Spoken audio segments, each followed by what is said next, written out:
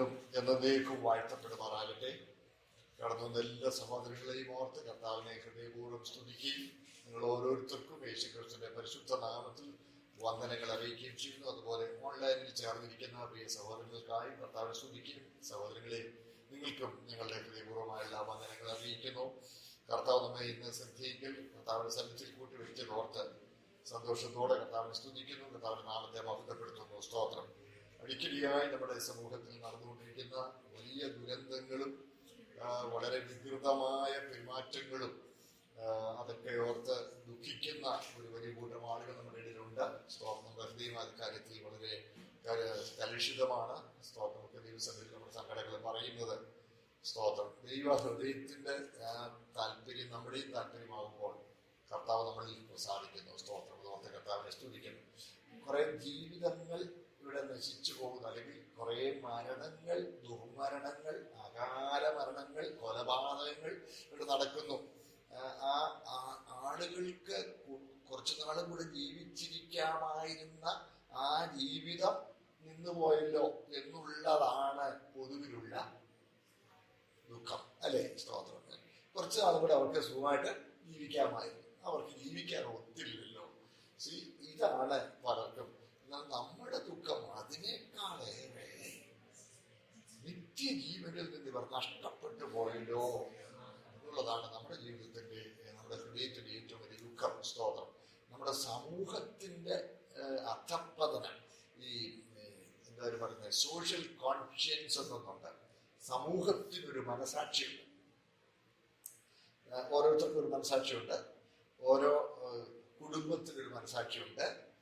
നമുക്ക് അറിയാമല്ലോ. ഈ ബിസിനസ് ചെയ്യുന്ന കുടുംബങ്ങൾക്കൊക്കെ എന്താ കാണിച്ചാലും നമ്മുടെ ലാഭം കുറയരുത്, അതാണ് അവിടെ മനസാക്ഷി. ഞാൻ പറഞ്ഞേ. സ്തോത്രം. ഓരോ കുടുംബത്തിനൊരു മനസാക്ഷിയുണ്ട്.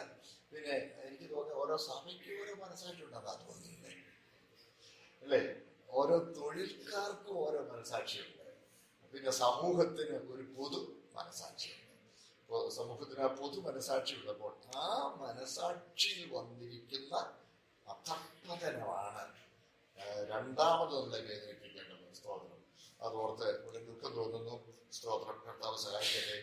ഇന്ന് ഒരു സഹോദരൻ ചില ആത്മീയ വിഷയങ്ങൾ സംസാരിക്കാൻ വന്നപ്പോൾ ഞാൻ ആ മോനോട് പറഞ്ഞു കൂട്ടത്തിൽ പറഞ്ഞു, ഈ മരിക്കുക എന്നുള്ളതല്ല ഒരു ദൈവത്തെ സംബന്ധിച്ചിടത്തോളം ഏറ്റവും വലിയ ദുരന്തമെന്ന് പറയുന്നത്. സ്തോത്രം.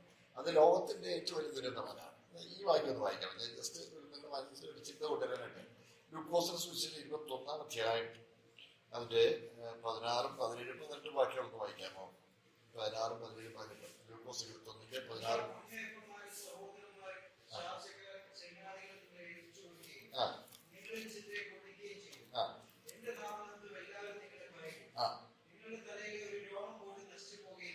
വളരെ നന്ദി. ഇത് വായിക്കുമ്പോൾ വാട്ട് എ പാരഡോക്സ്, അല്ലേ? ഞാന് അവിടെ ഒരു ചോദ്യചിഹ്നം ഇട്ടിട്ടുണ്ട്. ചോദ്യചിഹ്നം ഇട്ടിട്ടുണ്ടെന്ന് പറഞ്ഞാൽ എനിക്ക് സംശയമുള്ളതുകൊണ്ടല്ല, അവിടെ ഒരു ചോദ്യചിഹ്നം ഉണ്ടാകണം, അല്ലേ? നിങ്ങളെ സ്വന്തം കുടുംബക്കാർ, ബന്ധുക്കൾ, ചാർച്ചക്കാർ നിങ്ങളെ ഏൽപ്പിച്ചു കൊടുക്കും, കൊല്ലിക്കും. നിങ്ങൾ ഒത്തിരി പേരെ അവർ കൊല്ലും. കൊല്ലും എന്ന് പറഞ്ഞ തൊട്ടടുത്ത് പറയുക, നിങ്ങളുടെ തലയിലെ ഒരു രോമം പോലും ചത്ത് കിടക്കുകയാണ്. ഇനി കൂടെ ഒന്ന് വരാറില്ല, അതിൽ കൂടെ വരാനില്ലല്ലോ. പക്ഷെ അപ്പോൾ കർത്താവ് എന്താ പറയുന്നത്? ഈ ചത്തവന്റെ തലയിലെ ഒരു രോമം പോലും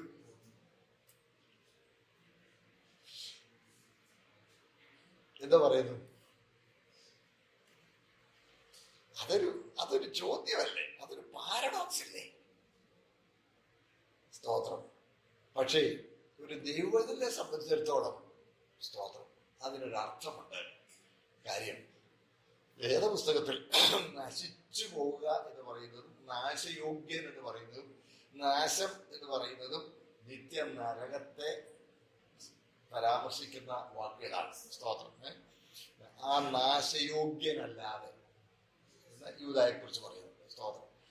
പിന്നെ അതുപോലെ കർത്താവിന്റെ വല്ലഭത്വത്തോടു കൂടിയ സന്നിധാനം വിട്ടകന്ന് നിത്യനാശ നാശം എന്ന ശിക്ഷാവിധി അനുഭവിക്കും.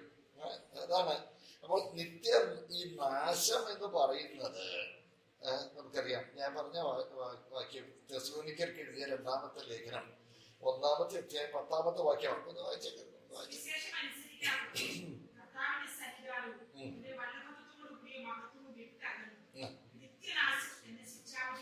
നിത്യനാശം എന്ന് പറഞ്ഞാൽ നരകമാണ്. സ്തോത്രം. നശിച്ചുപോയി. അപ്പൊ നാശം, നിത്യനാശം എന്ന് പറയുന്നത് നശിച്ചുപോയി. ഒരുത്തരെ ബിസിനസ് ചെയ്തു, ഭയങ്കര പരാജയമായി, എല്ലാം പോയി, എല്ലാം നശിച്ചുപോയി, ഞാൻ നശിച്ചു, അവൻ നശിച്ചുപോയി, അങ്ങനെ പറയല്ലേ. അവന് ഇവിടെ ഒരു പരാജയം ഉണ്ടായെന്നേ പറയാവൂ.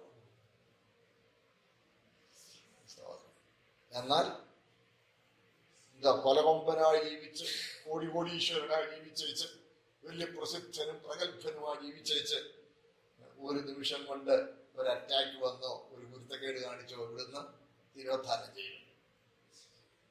ദൈവമില്ലാത്ത നിത്യതയിലേക്ക് അവൻ പോയി.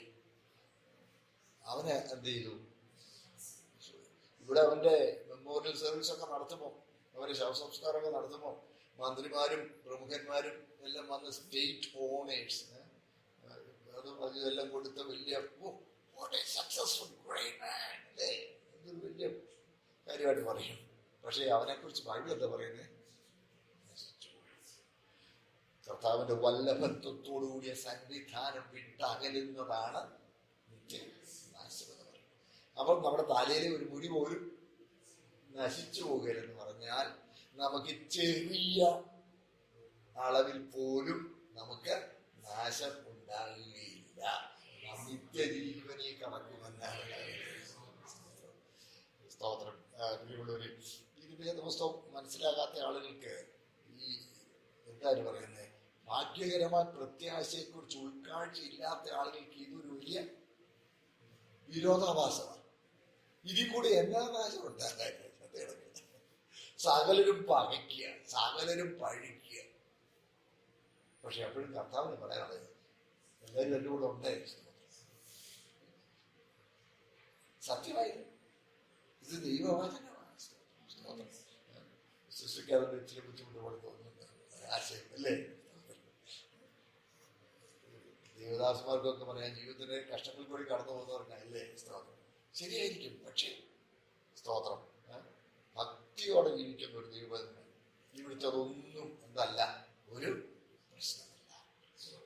ദൈവം നമ്മെ നിത്യനാശത്തിൽ നിത്യജീവിതത്തിലേക്ക് വീണ്ടെടുത്തല്ലോ. അപ്പൊ നിത്യനാശം, നിത്യവേർപാട്, നിത്യമരണം, സ്തോത്രം, നിത്യനരകം, ഇതെല്ലാം ഒരു വാക്കാണ്. നമ്മൾ പറയും നിത്യജീവനാണ്. കർത്താവുമായുള്ള നിത്യമായ സ്തോത്രം. സ്തോത്രം. എന്റെ മനസ്സിൽ ഇങ്ങനെ നിങ്ങളോട് പറയാൻ നിങ്ങളുടെ മനസ്സിലിരിക്കണം. അതിനുവേണ്ടിയാണ് ഞാൻ ആ കാര്യങ്ങളുമായിട്ട് പങ്കുവെച്ചത്. കർത്താവ് സഹായിക്കട്ടെ. സ്തോത്രം. പ്രിയപ്പെട്ടവരെ, നമുക്ക് വെളിപ്പാട് പുസ്തകം 3-ാം അധ്യായമാണ് നമ്മൾ ചിന്തിച്ചു വരുന്നത്. ആ 3-ാമത്തെ അധ്യായത്തിലേക്ക് പിന്നെ നമ്മുടെ ശ്രദ്ധ തിരിക്കാം. സ്തോത്രം. 3-ാം അധ്യായം അതിന്റെ 14 മുതൽ വാക്യങ്ങൾ ലവോദിക്യയിലെ സഭയുടെ ദൂതന് എഴുതുന്ന സന്ദേശമാണ് നമ്മൾ ചിന്തിക്കുന്നത്. അതിൽ ദൈവ സൃഷ്ടിയുടെ ആരംഭമായ ആമേൻ എന്നുള്ളവൻ, അല്ലെങ്കിൽ അതാണ് നമ്മൾ കഴിഞ്ഞ ക്ലാസ്സിൽ ചിന്തിച്ചത്. ദൈവ സൃഷ്ടിയുടെ ആരംഭമായവൻ എന്ന് പറയുമ്പോൾ കർത്താവിനെ സൃഷ്ടികളിലെ തുടക്കക്കാരൻ എന്ന് പറഞ്ഞ ആദ്യത്തെ സൃഷ്ടി എന്ന് പോലും ഈ വാക്യം എടുത്ത് തന്നെ അങ്ങനെ വ്യാഖ്യാനിക്കുന്നവരുണ്ട്. സ്തോത്രം. അങ്ങനല്ല അതിന്റെ അർത്ഥം എന്നുള്ളത്. യേശുക്രിസ്തു സർവത്തിനും കാരണഭൂതനാണ്. സർവ സൃഷ്ടിക്കും ആദ്യജാതൻ എന്ന് പറഞ്ഞാൽ സൃഷ്ടിക്ക് അപ്പുറത്താണ്, സൃഷ്ടിക്ക് അകത്തല്ല. സർവ സൃഷ്ടികളിലും ആദ്യജാതൻ എന്നല്ല, സർവ സൃഷ്ടിക്കും ആദ്യജാതൻ എന്ന. സ്തോത്രം. നമ്മൾ വളരെ ഈ വേദപുസ്തകം പറയുമ്പോഴുണ്ട് സൂക്ഷിച്ച് പറഞ്ഞാൽ, ഈ ചിലര് ഈ പ്രസംഗിക്കുമ്പോൾ സൂപ്പർ ഫാസ്റ്റ് അടിച്ച് വേണ്ടി പോകുമ്പോൾ ഞാൻ കേൾക്കുമ്പോൾ എനിക്ക് കാലെ കൊടുത്ത് എടുത്ത് കയറുന്ന പോകുമെന്ന് തോന്നി. എന്റെ ദൈവമേ, ഇവരെവിടാണോ പോകുന്നത്? ചിലപ്പോൾ വിവരക്കേടും പറഞ്ഞു നിർത്തും. നമ്മൾ എപ്പോഴും ആളുകൾ ഏർപ്പെടും. അയ്യോ, അങ്ങനെ ആകരുത്. സ്തോത്രം. നമ്മൾ വളരെ സൂക്ഷ്മം, വചനം എന്ത് ശ്രദ്ധിച്ചു വേണം നമ്മൾ കൈകാര്യം ചെയ്യേണ്ടത്. അതിനെക്കുറിച്ച് എപ്പിസ്കോപ്പൽ സഭകൾ പറയും, പോപ്പിന്റെ അല്ലെങ്കിൽ വലിയ തിരുമേനിയുടെ ബൂള, അത് ബൂള എന്നാ പറയുന്നത്, ബൂള വന്നാൽ ഒരു മെഴുകുതിരി വെച്ച് കത്തിച്ചു വെച്ച് വായിക്കണം. ഈവാഞ്ചേലിയോൺ എന്ന് പറഞ്ഞാൽ ദൈവവചനം വായിക്കുമ്പോൾ 2 മെഴുകുതിരി കത്തിച്ചു വെക്കണമെന്ന് അവരുടെ പാരമ്പര്യം പറയും. 2 മെഴുകുതിരി കത്തിച്ചു വെച്ച് വേണം വേദപുസ്തകം വായിക്കാനെന്ന്. അത്ര ശ്രദ്ധ വേണമെന്നാണ്. സ്തോത്രം. നമ്മള് അതുകൊണ്ട് സ്തോത്രം, സർവസൃഷ്ടികളിലും ആദ്യജാതനെന്നല്ല, സർവസൃഷ്ടിക്കും ആദ്യജാതനാണ്. അവൻ സകലത്തിന് മുമ്പേ ഉള്ളവൻ. അതിനെ നമ്മൾ കണ്ടു. സകലത്തിന് മുമ്പേ ഉള്ളവൻ, സകലത്തിന് മുമ്പേ ഉണ്ടായവനെന്നല്ല, സകലത്തിന് മുമ്പേ ഉള്ളവനാണ്. അവനവിടെ ഉണ്ട്. സകലത്തിന് മുമ്പേ അവിടുന്ന് അവിടെ ഉണ്ട്. സ്തോത്രം. അവനെ തൻ സകലത്തിലും അവകാശിയാക്കി വെച്ച് 2 നമ്മൾ കാണുന്നു. അവൻ മുഖാന്തരം ലോകത്തെയും ഉണ്ടാക്കി. സ്തോത്രം. അത് നമ്മൾ കഴിഞ്ഞ ക്ലാസ്സിൽ കണ്ടു. സ്തോത്രം. അത് വ്യക്തമായി എന്ന് വിശ്വസിക്കുന്നു. സ്തോത്രം. എന്നിട്ട് അതോടൊപ്പം തന്നെ പറയുന്നുണ്ടോ, സർവസൃഷ്ടിക്കും ആരംഭമാരെന്ന് പറഞ്ഞ് ആമേൻ എന്നുള്ളവരെന്ന് പറഞ്ഞു. വളരെ മാറ്റമില്ലാത്തവരാണ്. യഥാവാനായവനെന്നാണ് അർത്ഥം. സ്തോത്രം. 2 ആശയവും ഇവിടെ ചേർത്ത് പറഞ്ഞിട്ടുണ്ട്. അടുത്തത്, ഞാൻ നിന്റെ, അടുത്ത വാക്യം കുറച്ച് വായിച്ചാട്ടെ, 4 വാക്യം വായിച്ചു.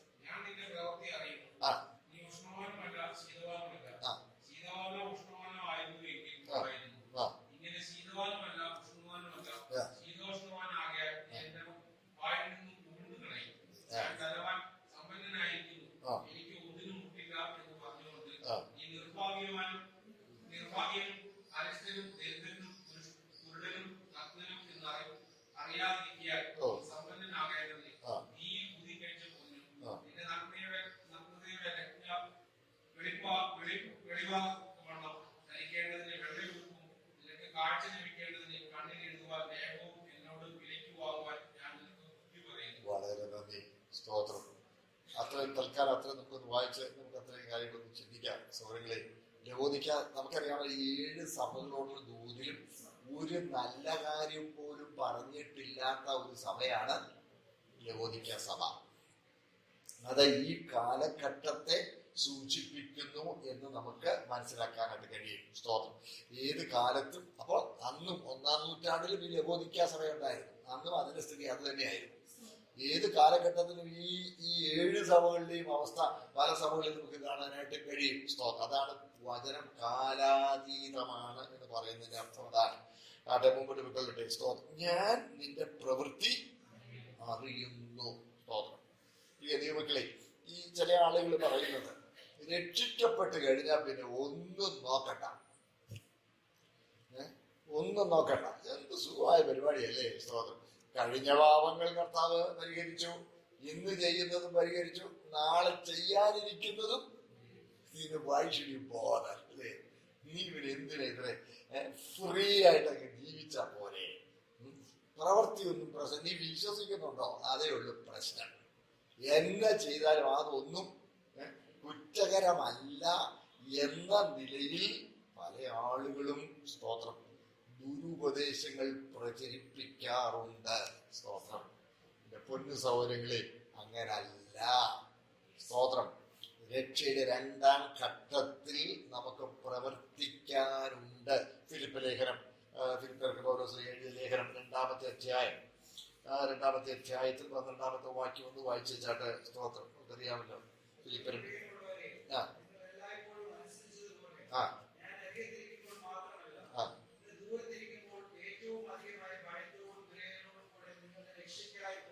രക്ഷയ്ക്കായി പ്രവർത്തിപ്പീൻ. നാം എന്ത് ചെയ്താലും അത് സ്തോത്രം ആത്മരക്ഷയ്ക്ക് സഹായകരമായ, നിത്യജീവനുള്ള ഒരുക്കത്തിന് സഹായകരമായ നിലയിൽ വേണം നമ്മൾ ഏത് കാര്യവും ചെയ്യുവാൻ. സ്തോത്രം. അല്ലാതെ നമുക്ക് തോന്നിയ പോലെ ജീവിക്കാനൊന്നും പ്രമാണമില്ല. മാത്രമല്ല പ്രിയപ്പെട്ടവരെ, എന്ത് ചെയ്താലും അത് കർത്താവിനെന്നുള്ള, കാരണം നമ്മുടെ ജീവിതം ദൈവത്തിന് പ്രസാദമുള്ള യാഗമായി നമ്മൾ സമർപ്പിച്ചിരിക്കുകയല്ലേ.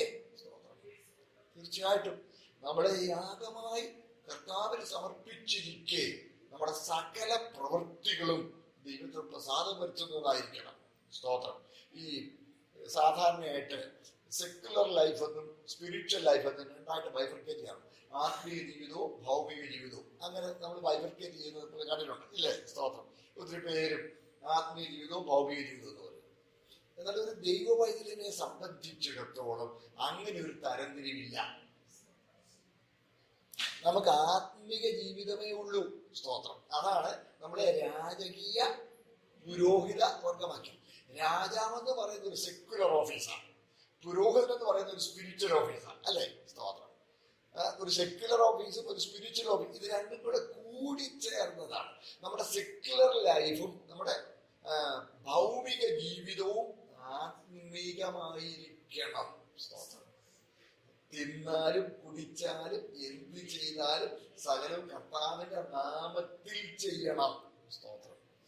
അത് ദൈവത്തിന് പ്രസാദം വരുത്താത്ത എന്തെങ്കിലും നമ്മുടെ ജീവിതത്തിൽ വന്നാൽ അനുദപിച്ച് ഏറ്റുപറഞ്ഞ് ഉപേക്ഷിക്കുവാൻ നമുക്ക് ഉത്തരവാദിത്വമുണ്ടെന്ന് അതിന് വേണ്ടി പറയുന്നത്. സ്തോത്രം.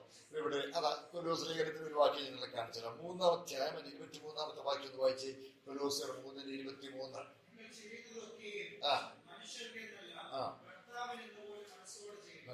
കർത്താവ്. സ്തോത്രം. എന്നാ ചെയ്താലും ആർക്ക് എന്തിനു വേണ്ടിയാ? മനുഷ്യർക്കല്ല. നമ്മൾ മനുഷ്യർക്കൊന്നും ചെയ്യുന്നില്ല. ആർക്കാ ചെയ്യുന്നത്? കർത്താവിനെന്ന വണ്ണം മനസ്സോടെ ചെയ്യണം, നിർബന്ധത്താലല്ല.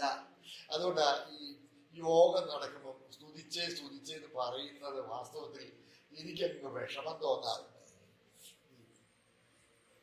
സ്തുതിച്ചേ ഒന്നുകൂടെ കുറിച്ച് ആർത്തെ പോരാ, ഇച്ചിരി കൂടെ ആർപ്പെട്ടെ അങ്ങനെ പറയുമ്പോൾ നമ്മൾ നിർബന്ധിച്ച് പാവങ്ങളെ കൊണ്ട് സ്തുതിക്കുക. ആ പ്രോഗ്രാം കൊഴുപ്പിക്കാൻ കൊള്ളാം. ആ പ്രോഗ്രാം കൊഴുപ്പിക്കാൻ കൊള്ളാമെന്നല്ലാതെ അതിന് യാതൊരു ദൈവപ്രസാദവും ഉണ്ടാകില്ല. ആരെങ്കിലും സ്പോണ്ടേനിയസ് ആയി ആത്മാർത്ഥമായി മനസ്സോടെ സെക്യുലർ ലൈഫ് പോലെ അങ്ങനെ ആയിരിക്കണമെങ്കിൽ, പൊതുലോകം ചെയ്യുന്ന പോലെ അങ്ങനെ ആയിരിക്കണമെങ്കിൽ, ആത്മീയ കൂട്ടായ്മ ചെയ്യുന്നതോ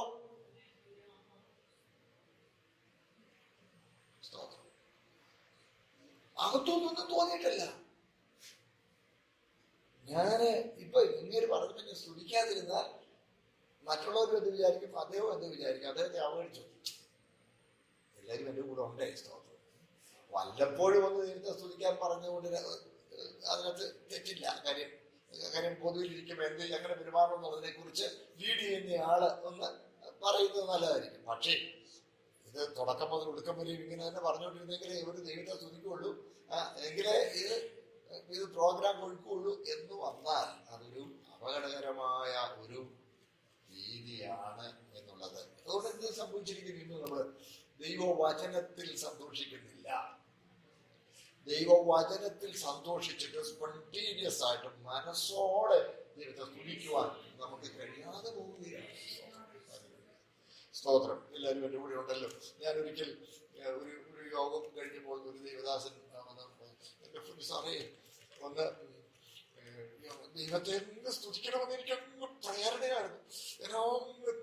ഞാനിങ്ങനെ മനസ്സിലൊന്ന് സ്തുതിച്ചുകൊണ്ട് പിറുപിറുത്ത് സ്തുതിച്ചോണ്ടായിരുന്നു. ഇനി ഉച്ചത്തിലൊന്ന് സ്തുതിച്ചാൽ ഇനി എന്നെ വഴക്ക് പറയുമ്പോൾ അത് മേടിച്ചു പോയി.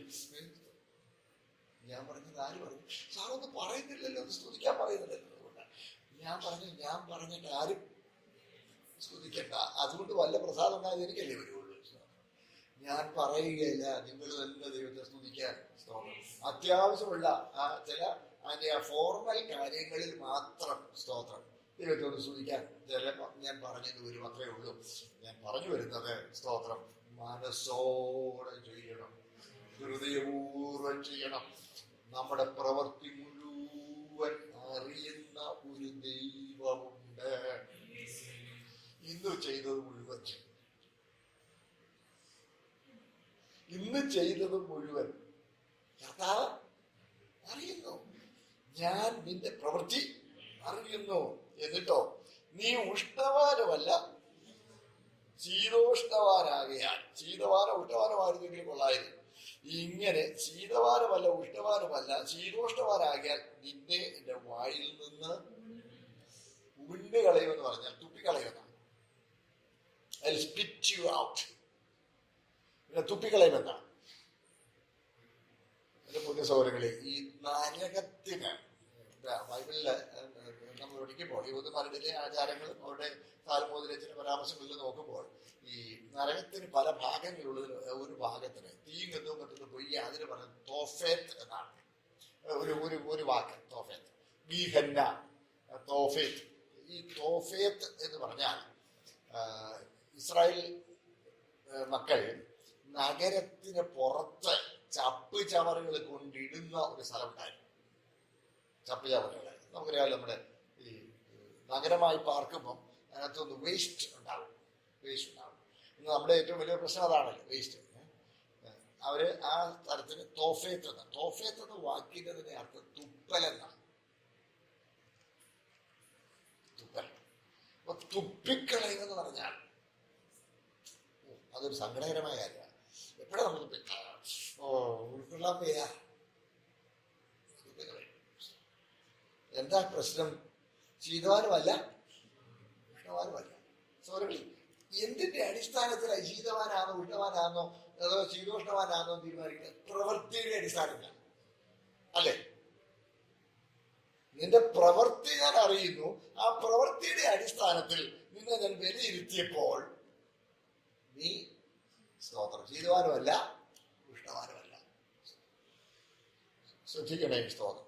ഈ കർത്താവിനായി സമർപ്പിക്കപ്പെട്ടവൻ 100% സമർപ്പിക്കപ്പെട്ടവനായിരിക്കണം. സ്തോത്രം. നമ്മുടെ ജീവിതത്തിൽ കുറച്ച് ദൈവപ്രസാദമുള്ളതും പിന്നെ കൂടുതൽ ലോകത്തെ പ്രസാദിപ്പിക്കുന്നതുമാകുവാൻ ദൈവം ഒരിക്കലും ആഗ്രഹിക്കുന്നില്ല. ലോകസ്നേഹം ദൈവത്തോട്. യാക്കോബ് 4:4 അവിടെ ആദ്യം ഒരു വാക്ക് പേര് വിളിക്കുന്നുണ്ട്. കർപ്പനെ, വ്യഭിചാരിണികളായുള്ളോയി. ലോകസ്നേഹം ദൈവത്തോട്. സ്തോത്രം.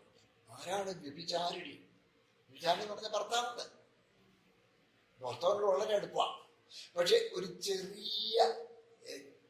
ചെറിയ ഭാഗം, ഹൃദയത്തിന്റെ ഒരു ചെറിയ ഭാഗം, മേ ബി 10% ലോയൽറ്റി വേറെ ഒരു പഴയ സുഹൃത്തുമായിട്ടുമുണ്ട്. അങ്ങനെയാണെങ്കിൽ ആ വ്യക്തി എന്താ വിളിക്കും? അയ്യോ, പേടിയായി ഇതൊക്കെ പറയാൻ. പക്ഷെ ബൈബിൾ പഠിപ്പിക്കുന്ന കാര്യമാണ്. ആടിമുടി 100% ദൈവത്തിൽ സമർപ്പിക്കപ്പെട്ടവനായിരിക്കണം. സ്തോത്രം. നാം ദൈവത്തോട് 100% ലോയലായി. 2 യജമാനന്മാരെ സേവിപ്പാൻ ഒരു ഭൃത്യനും കഴിയുകയില്ല. സ്തോത്രം. കർത്താവിനായി സമർപ്പിക്കപ്പെട്ടവൻ കർത്താവിനായി തന്നെ സമർപ്പിക്കപ്പെട്ടവനായിരിക്കണം. സ്തോത്രം. എല്ലാവരും എന്റെ കൂടെ ഉണ്ട്. സ്തോത്രം. ലോകത്തെ പ്രസാദിപ്പിക്കുവാൻ നാം വശീകരിക്കപ്പെടരുത്. ലോകത്തെ പ്രസാദിപ്പിക്കുവാൻ നാം വശീകരിക്കപ്പെടരുത്. സ്തോത്രം. അതാണ് ഒന്നുകിൽ ശീതവാനായിരിക്കണല്ലേ ഉഷ്ണവാനായിരിക്കും.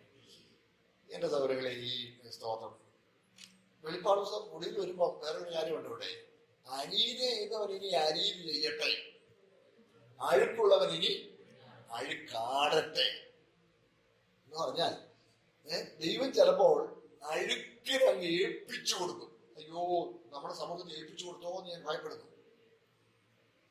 തിന്മയിൽ രസിക്കുന്നവർ അഴുക്ക് ആടട്ടെ എന്ന് പറയുന്നതിനകത്ത് റെവലിംഗ് ഇൻ ഫിൽത്ത് എന്നാണ്. അവരതിനകത്ത് ആസ്വദിക്കുക, അതിനകത്ത് അങ്ങ് ആനന്ദിക്കുകയാണ്. ഒരു ഉദാഹരണം പോലെ പറഞ്ഞാൽ, സ്തോത്രം, ഈ കെ വി സെമൻ സാറ് പറഞ്ഞ ഒരു ഉദാഹരണമാണ്. അദ്ദേഹം പറഞ്ഞത് പന്നിക്കുട്ടിയുടെയും ആട്ടിൻകുട്ടിയുടെയും ഒരു ഉദാഹരണം അദ്ദേഹം പറഞ്ഞു. പന്നിക്കുട്ടിയും ആട്ടിൻകുട്ടി. ആട്ടിൻകുട്ടി എന്ന് പറഞ്ഞാൽ ആട്ടിൻകുട്ടി ചെളിക്കത് കണ്ട. നമ്മുടെ ആട്ടിൻകുട്ടി നമ്മൾ സ്നേഹിക്കുന്ന ഒരു ആട്ടിൻകുട്ടിയെ കൂടി ഇങ്ങനെ വഴിയെ ഒരു കയറിൽ ഇങ്ങനെ പിടിച്ചോണ്ട് ഇങ്ങനെ പോവുക. നമ്മുടെ കൂടെ സന്തോഷത്തിൽ ഇങ്ങനെ നടന്നു വരുമ്പോൾ പെട്ടെന്ന് റോഡിൽ ഒരു ചള്ള കിടക്കും. റോഡിൽ ചള്ള കിടക്കുമ്പോ എന്ന് പറഞ്ഞ് റോഡ് അങ്ങനെ നമ്മളതിനപ്പുറം ചെന്നിട്ട് വലിച്ചാൽ അലച്ചു വിളിച്ചോണ്ട് ഒരു ചാടും. ചാടുമ്പോ ഒരു ചള്ളയുടെ ഓരത്തെങ്ങാണ് ഒന്ന് കൊണ്ട് ഉരുതുള്ളി ചേറൻ ശരത്ത് എവിടെങ്കിലും പറ്റിയാൽ നിലവിളിയാണ്. കിടന്നാല് വിളിയാല് വിളി. അതിന്റെ ഓർമ്മ പോലും മനസ്സിൽ നിന്ന് പോകുന്നതിന് മുമ്പ് അതിന് സ്വസ്ഥതയില്ല. നമ്മളത് ഈ ബഹളം ഉണ്ടാക്കുന്നത് കൊണ്ട് നല്ല ഇഷ്ടപ്പെട്ട നല്ല വഴനയുടെ കിളുന്നിലേക്ക് അത് ഭയങ്കര ഇഷ്ടം. അതൊക്കെ പറിച്ചു കൊടുത്താലും അത് തിന്നുന്നതിനിടയിലും കിടന്ന് വളർന്നു അരച്ചോണ്ടിരിക്കും. എന്നാൽ സ്തോത്രം പന്നിക്കുട്ടിയെ കയറ്റി കുളിപ്പിച്ച് നല്ല വെടിവെടുക്കനാക്കി പൗഡറൊക്കെ ഇടിച്ചല്ല നമ്മൾ ചടയോട്ട് പോകുമ്പോൾ മറ്റ് പന്നിക്കൂട്ടങ്ങൾ അവിടെ ഒരു ചെളിക്കുണ്ടി കിടന്ന് ഫ്രോളിക്കിങ് ആസ്വദിക്കാനുള്ള ഒറ്റ ചാട്ടത്തിനങ്ങയില്ല. അതുങ്ങളുടെ കൂടെ കൂടി ഈ ചെളിക്കുണ്ടി കിടന്ന് തന്നെ രസിക്കുക. അതാണ് ഫ്രോളിക്. അതിൽ കാണട്ടെ. ഇന്ന് ലോകത്തിന്റെ എൻജോയ്മെന്റ് എന്തിലാണ്? വൃത്തികരനകത്തല്ലേ?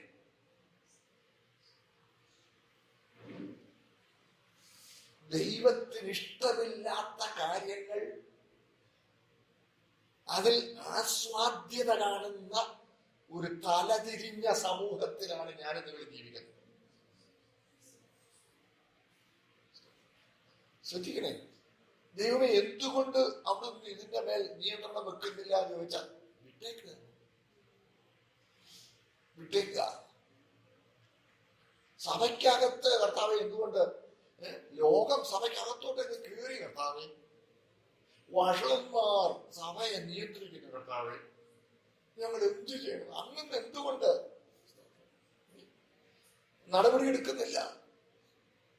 എന്തുകൊണ്ട് നടപടിയെടുക്കുന്നില്ല എന്ന് ചോദിച്ചാൽ സ്തോത്രം ഞാനതിനെ ഏൽപ്പിച്ചു കൊടുത്തിരിക്കുക. കർത്താവിനോട് സ്നേഹമില്ലാതെ സ്തോത്രം വീണ്ടും ജനനം പ്രാപിക്കാതെ അപ്പനും വല്യപ്പനും സഭയിലെ പ്രധാനികളായിരുന്നത് കൊണ്ട് ഇപ്പം സഭയിലെ പ്രമാണിയായി നിൽക്കുന്ന ആളുകളൊക്കെ ഉണ്ട്. അവര് സഭയുടെ ഭരണത്തിൽ ചിലപ്പോൾ സജീവമായിരിക്കും. എന്നോട് ദേഷ്യം തോന്നുന്നു എനിക്ക് പറയും.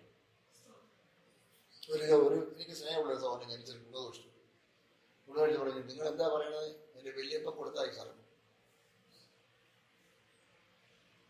പിന്നെ എന്റെ അപ്പൻ കഷ്ടപ്പെട്ട് വേല ചെയ്ത് അങ്ങനെയാണ് സഭയായത്. അദ്ദേഹം കഷ്ടപ്പെട്ട ഞാനോട് എൻ്റെ ബാല്യത്തിൽ അദ്ദേഹം കഷ്ടപ്പെട്ടാണ് ഇവിടെ ഓട് പറഞ്ഞത്. ഇപ്പൊ ഞാൻ വന്നപ്പോ ഞാനിനി എന്നെ തിരിച്ച് ഞങ്ങള് ഹിന്ദുവിൽ നിന്ന് വന്ന SNDP വന്ന ഞാൻ SNDP പോകും. ഞാനിവിടെ തന്നെയാണ്.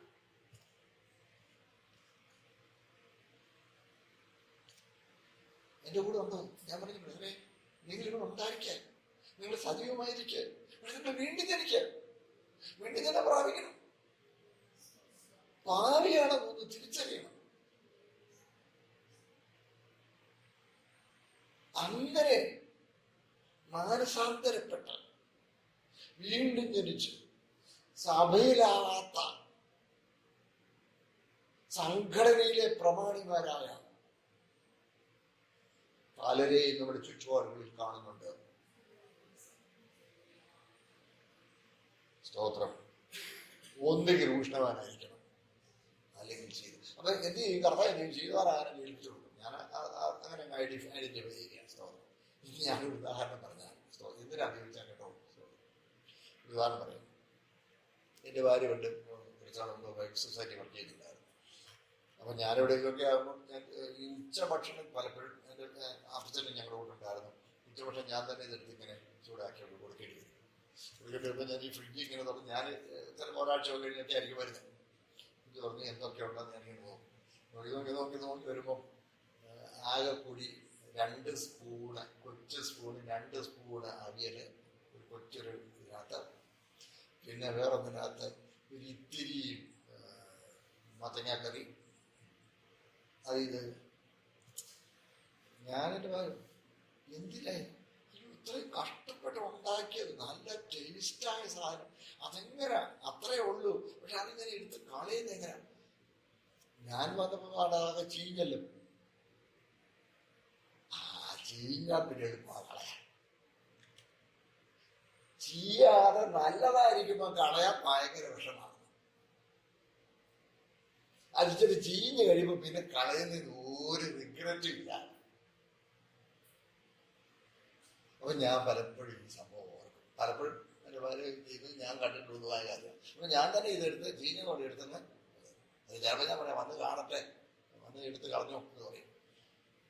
ഇതാണ് കർത്താവ് ചെയ്യുന്നതെന്ന് എനിക്ക് തോന്നുന്നു. ഇവൻ അഴുക്കിലങ്ങ് അങ്ങ് ലഹരിച്ച് ഇവരിങ്ങനെ അങ്ങ് പോകുമ്പോ ഇത്രയും പാപത്തിൽ രസിച്ചു പോകുന്നവനെ നരകത്തിന് ഇഷ്ടം പോലെ എന്താണ്. എല്ലാവരും എൻ്റെ കൂടെ ഉണ്ടോ? ഞാൻ പറയുന്നത് എൻ്റെ ചിന്തയാ പറയുന്നത്. ഇതിനൊരു വ്യാഖ്യാനം പോലെ എനിക്ക് തോന്നുന്നു. സ്തോത്രം. നമ്മൾ ഒന്നിൽ ഉഷ്ണവാനായിരിക്കണം, അല്ലെങ്കിൽ ഈ ജോലിയിൽ എങ്ങനെ എത്രത്തോളം കാര്യമുണ്ട്. കർത്താവിനെ സമർപ്പിക്കപ്പെട്ടെങ്കിൽ ദേഹവും ദേഹിയും ആത്മാവും ഒരുപോലെ ദൈവപ്രസാദത്തിനെ സമർപ്പിക്കപ്പെട്ടിരിക്കണം. നമ്മുടെ ചിന്തകൾ പോലും ദൈവത്തിന് പ്രസാദകരമാണ്. അല്ലെങ്കിൽ നിങ്ങളെ വായിൽ നിന്ന് ഉമിഴ്ന്നുകൾ തുപ്പിക്കളയും, അസഹനീയമാണ്. അപ്പൊ ഈ തുപ്പിക്കളയും പറയുമ്പോൾ ഓൾറെഡി വായിലെടുത്തതാണ്, വായിലിരിക്കുന്ന ആ തുപ്പിക്കളെ. ഈ രക്ഷ നഷ്ടപ്പെടുകയില്ലെന്ന് പറയുന്നവർ ഇത് ശ്രദ്ധിക്കണം. അതൊരു മുന്നറിയിപ്പായി. കർത്താവിനെ ഏറ്റുകൊണ്ടതാണ്. അതുകൊണ്ടല്ല വായിക്കാമത്തായത്. ക്രിസ്തുവിലായതാണ്. പിന്നെ പ്രവൃത്തി കൊണ്ട് എന്തുപറ്റി? ദൈവത്തെ കോപിപ്പിച്ചു പോയി. അങ്ങനെ പോയാൽ എന്ത് ചെയ്യും? ചേരുകയല്ല. സ്തോത്രം. ഇവരുകൾ ഈ ബ്രദറൻ മിഷനിന്റെ ഒരർത്ഥത്തിൽ പറഞ്ഞാൽ അതിന്റെ തലതൊട്ടപ്പൻ ആരംഭം കുറിച്ച സൈമൺ സാറ ഇവിടെ. പിന്നെയാണ്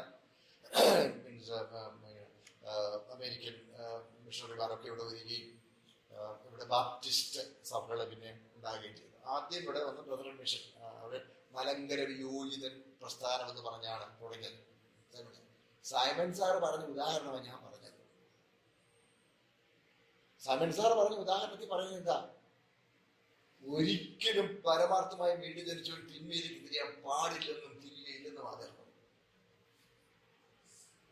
രക്ഷിക്കപ്പെട്ട ഒരു ദൈവകൃപയെ നിലനിൽക്കണമെന്ന് അദ്ദേഹം പഠിപ്പിച്ചു.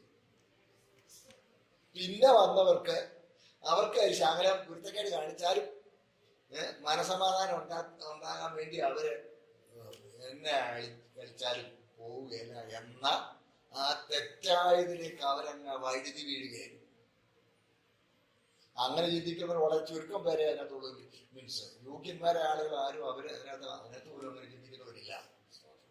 ദൈവകൃപയിൽ നിലനിൽക്കണമെന്നാണ് അവർ വിളിക്കുന്നത്. അല്ലെങ്കിൽ എന്തിനാ സഭാ സംവിധാനം, അല്ലെങ്കിൽ എന്തിനാ ദൈവവചനം, അല്ലെങ്കിൽ എന്തിനാ കൂട്ടായ്മ, അല്ലെങ്കിൽ എന്തിനാ പരിശുദ്ധാത്മനെ തന്നിരിക്കുന്നത്? പിന്നെ സുവിശേഷങ്ങൾ മാത്രം പോരായിരുന്നോ? പിന്നെ എന്തിനാ ലേഖനങ്ങൾ? അതുകൊണ്ട് ദൈവകൃപയിൽ നിലനിൽക്കണം.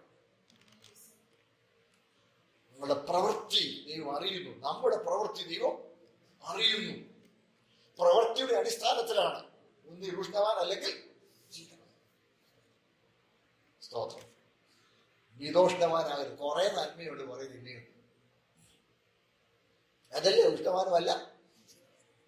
അങ്ങനെയുള്ളവരെ മുസ്ലിങ്ങൾ പറയുന്ന 49 51 ആണ് എങ്ങനെ ചേർക്കുവാണ്. 49 തിന്മയും 51 നന്മയാണെങ്കിൽ അങ്ങ് ചേർക്കുമെന്ന അവര് പഠിപ്പിക്കുന്നു. 50-50 ആണെങ്കിൽ നൂൽപ്പാലത്തെ കൂടെ നടത്തും. നൂൽപ്പാലത്തെ കൂടെ നടത്തി രക്ഷപ്പെട്ടാൽ എനിക്ക് തോന്നുന്നു നമ്മുടെ ഇടയിലും അങ്ങനെയുള്ള ചിന്ത ഇല്ലാതില്ല. 51 നന്മയും 49 തിന്മയാണെങ്കിൽ കുഴപ്പമില്ലെന്നുള്ള ചിന്ത നമ്മുടെ ഇടയിൽ വന്നിട്ടുണ്ടോ എന്ന് ഞാൻ ഭയപ്പെടുന്നു. വിശുദ്ധിയെ സംബന്ധിച്ചും വേർപാടിനെ സംബന്ധിച്ചും സ്തോത്രം മാതൃകയായി ജീവിക്കണമെന്നതിനെ കുറിച്ചും ദേഹവും ദേഹിയും ആത്മാവും കർത്താവിന് സമർപ്പിക്കപ്പെട്ടിരിക്കണമെന്നും പ്രസംഗിക്കുന്ന ഒരു ശുശ്രൂഷ ഇന്ന് നമ്മുടെ ഇടയിലുണ്ടോ? അങ്ങനെ ഉണ്ടെങ്കിൽ അയാളെ ഒറ്റപ്പെടുത്തും. ശ്രദ്ധിക്കണേ. ഒരിക്കൽ ഒരാൾ എന്നോട് പറഞ്ഞു, 6 ദിവസം ജീവിതത്തിലെ കാഷ്ടപ്പാട് പോലാപ്പം കൊണ്ട് നടക്കുക. 6 ദിവസം ഈ പ്രശ്നങ്ങളുടെ നടുവിൽ കാഷ്ടപ്പെട്ട് നടന്നേച്ച് ഒരാശ്വാസത്തിന് വേണ്ടി ദൈവസന്നിധിയിലോട്ട് വരും. ആശ്വാസത്തിന് വേണ്ടി ദൈവത്തിനോട് വരുമ്പോൾ അവിടെയും പറയുന്നത് നീയൊക്കെ ചുവ ജീവിച്ചില്ലെന്ന് അറിയത്തിൽ പോകുന്നു. പിന്നെ എന്തിനാ അങ്ങോട്ട് പോകുന്നതെന്ന് അങ്ങ് ഓർക്കും. എൻ്റെ കൂടെ ഉണ്ടോ? ആശ്വാസം വേണ്ടി കൗൺസിലിംഗ് സെന്ററിൽ പോയാൽ പോരെ? സമയം വരണോ? ഉഷ്ണവാനുമല്ല, നമ്മളെ സ്വയശോധന ചെയ്യണം. കർത്താവിനായി സമർപ്പിക്കപ്പെട്ടാൽ 100% സമർപ്പിക്കപ്പെട്ടിരിക്കണം. അതാണ് ദൈവം ആഗ്രഹിക്കുന്നത്. വീഴ്ചകൾ വരാം, പക്ഷെ അത് ഏറ്റുപറഞ്ഞ് ഉപേക്ഷിച്ചിരിക്കണം. നിലവുകളിൽ പോലും അയോഗ്യമായത് വന്നാൽ ഏറ്റുപറഞ്ഞ് ഉപേക്ഷിക്കണം. അത് ആവർത്തിക്കരുത്. അതാണ് ദൈവം ആഗ്രഹിക്കുന്നത്. നമ്മളാരും പെർഫെക്ഷൻ ഇവിടെ പ്രാപിക്കുകയില്ല, പക്ഷെ പെർഫെക്ഷനാണ് നമ്മുടെ സ്റ്റാൻഡേർഡ്. നമ്മുടെ മാതൃകാപുരുഷൻ കർത്താവ് തന്നെയാണ്. ആ സ്റ്റാൻഡേർഡിൽ നിന്ന് താഴെ പോയത് ഒക്കെ ഏറ്റു പറഞ്ഞ് ഉപേക്ഷിച്ച് ദൈവകൃപയിൽ നിലനിൽക്കുവാൻ ദൈവം നമ്മെ കുറിച്ച് ആഗ്രഹിക്കുന്നു. സ്തോത്രം. അതിന് അടുത്ത ഭാഗത്തേക്ക് പോകട്ടെ. സ്തോത്രം. ഞാൻ ധനവാൻ സമ്പന്നനായിരിക്കുന്നു. അത് ചിലര് ഇതിൽ ശീതവാൻ എന്ന് പറയുന്നത്, ഉഷ്ണവാൻ എന്ന് പറയുന്നത് ഇതാരാ? ശീതവാൻ എന്ന് പറയുന്ന ആളാണോ അനാത്മികൻ? ഉഷ്ണവാൻ എന്ന് പറയുന്ന ആളാണോ അനാത്മികൻ? അത് കൂടുതൽ തിയോളജിസ്റ്റ് പറയുന്നത് ശീതവാൻ എന്ന് പറയുന്നത് അനാത്മികനും ഉഷ്ണവാൻ എന്ന് പറയുന്നത് ആത്മീയനുമാണ്. കാരണം ഒരു തീഷ്ണതയും ഒരു ഉത്സാഹവും അതാണ് ഉഷ്ണവാൻ എന്നുള്ള. അതാണ് മനസ്സിന്റെ ഉഷ്ണത്തോടെ പോയി എന്നൊക്കെ നമ്മള് എസെക്കിയേലിന്റെ പ്രവചനത്തിലൊക്കെ വായിക്കുന്നുണ്ടല്ലോ. സ്തോത്രം. ദൈവത്തിന് എരിവോടെ എരിയുന്നു. ദൈവത്തിന്റെ എരിവോടെ ആത്മാവിൽ എരിവുള്ളവരായിരിക്കും. അതുകൊണ്ട് ഉഷ്ണവാൻ എന്ന് പറയുന്നതാണ് ആത്മികനായ വ്യക്തി. അത് ശീതവാൻ എന്ന് പറയുന്നത് സ്തോത്രം ലോകത്തോട് ടേക്കിംഗ് തിങ്സ് കൂൾ വേ. കോയിമാതിരെ കാലി വലിച്ചോടതെ എന്താണ് പറയുന്നേ? പോട്ടല്ലേ, കുഴപ്പമൊന്നുമില്ലെന്നേ. എന്നോട് പറഞ്ഞിട്ടുണ്ട് ആളുകൾ, നിങ്ങളെക്കാൾ ദൈവത്തിന്റെ ഹൃദയം വിശാലമാണോ? ഒന്ന് നിർത്താം. നിങ്ങൾ പറയുന്നവരൊന്നും അത്രയൊന്നും നടക്കുന്ന കാര്യമൊന്നുമല്ല. എന്നോട് പറഞ്ഞിട്ടുണ്ട്. നടക്കുന്നതിന് നമുക്ക് പരിമിതികളുണ്ടെങ്കിലും അതിനൊരാഗ്രഹം തീവ്രമായി മനസ്സിലുണ്ടാകുകയും പരാജയങ്ങൾ ഏറ്റുപറയുകയും ചെയ്തെങ്കിലല്ലേ നമുക്ക് മെച്ചപ്പെടാൻ കഴിയുള്ളൂ. സ്തോത്രം. നമ്മളിവിടെ പെർഫെക്ഷൻ അല്ല, പക്ഷെ പെർഫെക്ഷൻ ആയിരിക്കണം നമ്മുടെ ലക്ഷ്യം. ഹല്ലേലൂയ. ദൈവം നമ്മുടെ നല്ല ആഗ്രഹങ്ങളെ സാധിപ്പിക്കും. നല്ല ആഗ്രഹങ്ങളെ സാധിപ്പിക്കുന്ന പറഞ്ഞാൽ എന്താ? രോഗസൊക്കെ ആവുന്നതും വലിയ ഫലമുണ്ടാകുന്നത് ഇതൊന്നും അല്ല. നല്ല ആഗ്രഹം എന്ന് പറഞ്ഞാൽ ആത്മീകനാകുന്നതാണ്. ഉഷ്ണവാൻ ആത്മാവിന് എരിവോടെ, ഉത്സാഹത്തിൽ മടുപ്പില്ലാതെ ആത്മാവിൽ എരിവുള്ളവരെ കർത്താവിനെ ആശയിൽ സന്തോഷിപ്പേൻ, കഷ്ടത്തിൽ സഹിഷ്ണുതാഴ്പേൻ, പ്രാർത്ഥന ഉറ്റിരിപ്പി. 12-ാം അധ്യായത്തിലുണ്ട്. നോക്കണേ. സ്തോത്രം. ഉത്സാഹത്തിൽ മടുപ്പില്ലാതെ ആത്മാവിൽ എരിവുള്ളവരാണെന്ന് പറഞ്ഞാൽ ഡബിൾ സൂപ്പർലേറ്റീവ് ആണ്. ഉത്സാഹത്തിൽ ഉത്സാഹികളായിരിക്കുന്നത്.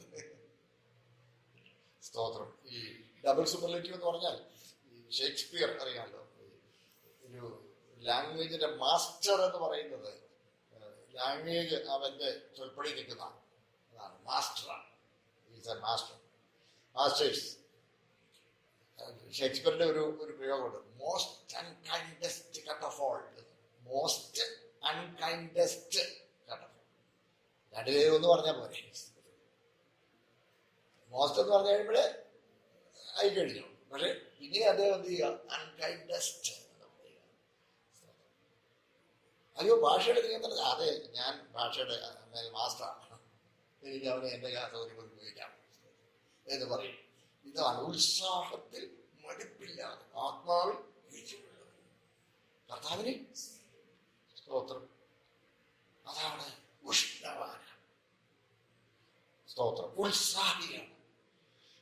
ഞാൻ ധനവാൻ സമ്പന്നനായിരിക്കുന്നു, എനിക്കൊന്നിനും മുട്ടില്ല എന്ന് പറഞ്ഞുകൊണ്ട് സ്തോത്രം. നീ നിർഭാഗ്യനും അരിഷ്ടനും കുരുടനും നഗ്നനും.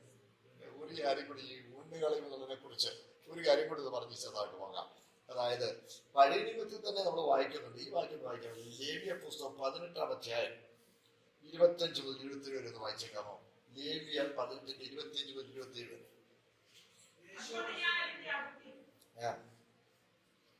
ഇത് വായിച്ചോ, വായിച്ച കറക്റ്റാണ്.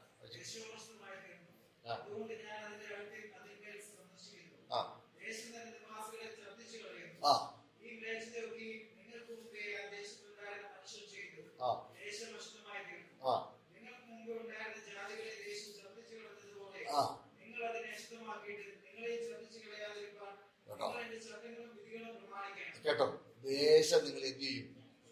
ഛർദിച്ചു. സ്തോത്രം. ദേശം ഛർദിച്ചു കളയുന്ന പറയാം. അത് പഴയ നിയമത്തിലുള്ള ആശയം. അകൃത്യം ചെയ്യുന്നവനെ ഭൂമിക്ക് സഹിച്ചുകൂടെന്ന, മനുഷ്യന്റെ മ്ലേച്ഛ നിമിത്തം ഭൂമിക്ക് സഹിച്ചുകൂടാ. സ്തോത്രം. ഈ പാപം, അകൃത്യം ഭൂമി ഇത്ര അധപ്പതിപ്പിച്ചു. ഈ പാവം ഭൂമിയുടെ ചരിത്രപ്പെടുന്ന സങ്കടമാണ്. സ്വർഗതുല്യമായി, സ്വർഗത്തിന്റെ സാമീപ്യത്തിൽ, സ്വർഗത്തിന്റെ ആറ്റിച്ചേംബർ എന്ന് പറയത്തക്കതുപോലെ, സ്വർഗം ഒരു കൊട്ടാരമാണെങ്കിൽ അതിന്റെ മുമ്പിലുള്ള ഹാങ്ങിങ് ഗാർഡൻ എന്ന നിലയിലായിരുന്നു ഭൂമി. സ്വർഗത്തിന്റെ ആകർഷണവലയത്തിൽ സ്വർഗത്തെ ചുറ്റി ചുറ്റി ചുറ്റി നിൽക്കുകയായിരുന്നു. ചെല്ലി ചോദിക്കാറുണ്ടായിരുന്നു സൂര്യനുണ്ടാകുന്ന ഭൂമിയുടെ. സ്വർഗത്തിന്റെ ആകർഷണവലയത്തിൽ, സ്വർഗത്തിന്റെ സാമീപ്യത്തിലായിരുന്നു ഭൂമി. അതിലെ ആദ്യത്തെ നിവാസിയായിരുന്ന ലൂസിഫർ. ആ ലൂസിഫറിന്റെ പാപം നിമിത്തം സ്തോത്രം ഭൂമിക്ക് അധപ്പതനമുണ്ടായി. നോക്കണേ, ഭൂമിയെ ദൂരവേ തള്ളിപ്പറഞ്ഞു. ആദ്യം വെള്ളം കൊണ്ടുകൂടി അരുവി തീരിട്ടുകൊണ്ട് പോകും. അന്ന് പരിശുദ്ധാത്മാവിനെ നിയന്ത്രണത്തിലായിരുന്നു. വെള്ളം, ദൈവത്തിന്റെ ആത്മാവ് വെള്ളത്തിന് മീതെ പരിവർത്തിച്ചു. സ്തോത്രം. പരിശുദ്ധാത്മാവ് അതിനെ ടേക്ക് ഓവർ ചെയ്തു. അത് കഴിഞ്ഞ് പുനരുദ്ധരിക്കുന്ന ചിത്രമാണ് നമ്മൾ ഉൽപ്പത്തി കാണുന്നത്. അന്ന് എന്ത് ചെയ്തു? ഇരുട്ട്, ഒരു കോണിൽ വെള്ളം, ഒരു കരയും ഒരു സമുദ്രവും, ഒരു രാവും ഒരു പകലും. ചെല്ലി ചോദിക്കാറുണ്ട്, സൂര്യൻ ഉണ്ടാകുന്നതിന് മുമ്പ് സന്ധ്യ വിഷയമായ 1-ാം ദിവസം, പിന്നെ എങ്ങനെ സന്ധ്യ വിഷയം ഉണ്ടായിരുന്നു? ആദ്യത്തെ 1-ാം ദിവസത്തെ സൃഷ്ടി എന്ന് പറയുന്നത് വെളിച്ചമാണ്, സൂര്യനല്ല. 1-ാം ദിവസത്തെ സൃഷ്ടി വെളിച്ചമാണ്. വെളിച്ചത്തിന് പകലെന്നും ഇരുളിന് രാത്രിയിലും പേരിട്ടു. സന്ധ്യയായി ഉഷസുമായി ആ ഭൂമി കറങ്ങുക. ഭൂമി കറങ്ങുമ്പോൾ വെളിച്ചം പ്രകാശിച്ചു നിൽക്കുന്ന ഭാഗത്ത് വരുമ്പോൾ അവിടെ പകൽ, മറ്റേ ഭാഗത്ത് വരുമ്പോൾ ഇരുള്, രാത്രി. പിന്നെയാണ് സ്തോത്രം സൂര്യനെ സൃഷ്ടിച്ച് ഭൂമിയെ സൂര്യന്റെ ആകർഷണബലത്തിൽ പെടുത്തി മറ്റ് ഗോളങ്ങളെയും ക്രമീകരിച്ച്, അതിനൊക്കെ വളരെ അത്ഭുതകരമായ നിലയിലാണ് മനുഷ്യ ജീവിതം ഈ ഭൂമിയിൽ സാധ്യമാകത്തക്ക അതേ ചൂടും തണുപ്പും എല്ലാം കിട്ടത്തക്കതുപോലെ ആ കൃത്യമായ ആ അളവിൽ ദൈവം കൊണ്ടുവന്ന് ക്രമീകരിക്കുകയായിരുന്നു. അതാണ് 4-ാം ദിവസമാണ് ഈ സൂര്യനെ സൃഷ്ടിച്ചത്, നക്ഷത്രങ്ങളെയും എല്ലാം സൃഷ്ടിച്ച്. ആദ്യത്തെ 3 ദിവസം ഇങ്ങനെയായിരുന്നു. പറഞ്ഞു വരുന്നത് അന്ന് ഭൂമിക്കകത്ത് പതിനായി. അത് കഴിഞ്ഞ് പ്രളയകാലം, നോഹയുടെ പ്രളയകാലം വന്നപ്പോൾ ഭയങ്കര ഭൂമി പൊട്ടിപ്പിളർന്നു.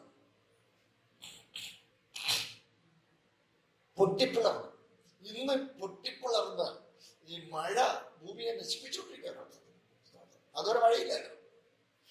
മഴ ഇന്നത്തെ ഗതികേടിന് ഒരു നന്മയാണെങ്കിലും മഴ ഭൂമിയുടെ മേമണ്ണ്, ഉപരി ഫലഭൂഷ്ടിയുള്ള മേമണ്ണ് ഒലിച്ചു പോവുക. പമ്പയാറിന്റെ കേരളത്തിലെ 45 നദിയുണ്ട്. മഴക്കാലത്ത് ഈ ഇത്രയും നദിയും കലങ്ങി മറിഞ്ഞല്ലേ സമുദ്രത്തോട് ഒഴുകുന്നത്. ഈ പമ്പയാറിന്റെ 1 മീറ്റർ നീളം വന്ന് കലക്കണമെങ്കിൽ എത്ര ടീമുള്ള ഒരു മണ്ണ് കിടന്നു? ഇതിന്റെ തുടക്കം മുതൽ ഒടുക്കം വരെ ഇത് കലങ്ങി മറിഞ്ഞ് ഒഴുകുകയല്ലേ. അപ്പൊ എത്ര മലയാ ഒരാട് വിളിച്ചു വന്നു. ഭൂമിക്ക് സഹിച്ചുകൂടാ, അത് വീഴും. ദേശം ഛർദ്ദിച്ചു കളയും. ഈ ഛർദ്ദിക്കുന്നതിന് എന്ന് വീഴുന്നതാണ് നിത്യനാശത്തിൽ. എല്ലാവരും എൻ്റെ കൂട്ടം തന്നെയാണ്. അങ്ങനെ പറഞ്ഞു പോയ നേരം പോകുന്നു. അടുത്ത ഭാഗം, ഞാൻ ധനവാൻ സമ്പന്നനായി, എനിക്കൊന്നിനും മുട്ടില്ല എന്ന് പറഞ്ഞോളൂ. നീ നിർഭാഗ്യനും അരിഷ്ടനും കുരുടനും ദരിദ്രനും കുടനും നഗ്നനും അറിയാതിരിക്കയാൽ നീ സമ്പന്നനാകേണ്ട തീരൂതി കഴിച്ചു കൊന്നു. നമുക്കറിയാമല്ലോ. നമ്മൾ ലവോദിക്കയെ കുറിച്ച് പൊതുവെ ചിന്തിച്ചപ്പോൾ ഓർമ്മയുണ്ടാവുമെന്ന് വിചാരിക്കുന്നു. വലിയ സമ്പത്തുള്ള ഒരു പട്ടണമായിരുന്നു.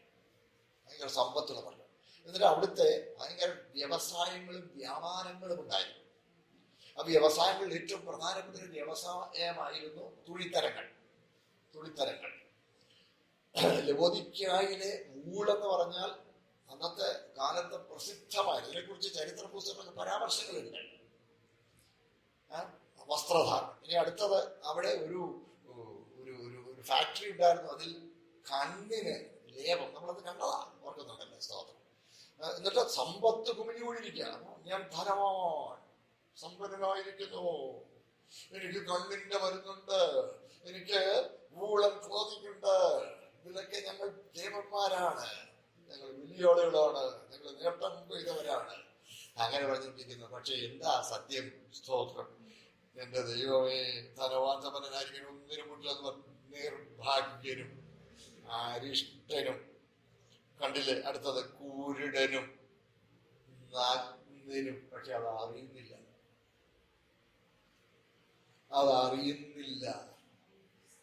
അതാണ് സങ്കടം. ഇച്ചിരി മുമ്പ് ഞാൻ പറഞ്ഞപ്പോ, സ്തോത്രം, നിങ്ങൾക്ക് ചിലപ്പോ എന്നോട് ബുദ്ധിമുട്ട് തോന്നിക്കാണും. സഭയിൽ ശീതോഷ്ണാവസ്ഥയിൽ ഇരിക്കുന്നവരാണ് കൂടുതൽ വരും. സ്തോത്രം. വീണ്ടും ജനിക്കാത്തവർ സഭയ്ക്കകത്തുണ്ട്. വീണ്ടും ജനിക്കാത്തവരാണ് പലപ്പോഴും പ്രമാണിമാർ. ഓർക്കുമ്പോൾ വിഷമമുണ്ട്. പക്ഷേ ഈ സങ്കടം എന്താന്ന് ചോദിച്ചാൽ ഇവരറിയുന്നില്ല അവരങ്ങനെ.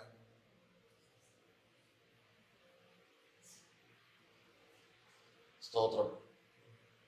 രാജാവ് നഗ്നനാണെന്ന് പറയാൻ ഒരു കൊച്ചു കുട്ടിയേല് ഉണ്ടായിരുന്നെങ്കിൽ അറിയാവുന്ന കഥ. ഒരു കൊച്ചു കുട്ടിയെ വിളിച്ചു പറഞ്ഞു, അയ്യേ ചേച്ചി. സ്തോത്രം. നിങ്ങൾ അറിയുന്നില്ല. കാര്യം കൂരിടന എന്തൊരു സങ്കടമാണ്. അയ്യോ, സമൂഹത്തിൽ പ്രമാണിമാരാകും, പ്രധാനികളാകും, സമ്പന്നരാകും, എല്ലാവരും ബഹുമാനിക്കപ്പെടുന്നവരാകും. പക്ഷേ സ്തോത്രം, ദൈവത്തോടുള്ള വ്യക്തിബന്ധമില്ല, നിത്യജീവന്റെ ഉറപ്പില്ല. അങ്ങനെയുള്ളവരെ ഓർത്തിട്ട് സഹതാപവും സങ്കടവും ഒക്കെയാണ്. അയ്യോ, അങ്ങനെയുള്ളവർ ദുരന്തങ്ങളല്ലേ നമ്മൾ കണ്ടുകൊണ്ടിരിക്കുന്നത്. ഓരോ ദുരന്തം കാണുമ്പോൾ മൂക്കത്ത് വെടിവെക്കാൻ തോന്നും, അമ്പരന്ന് പോകും. സ്തോത്രം.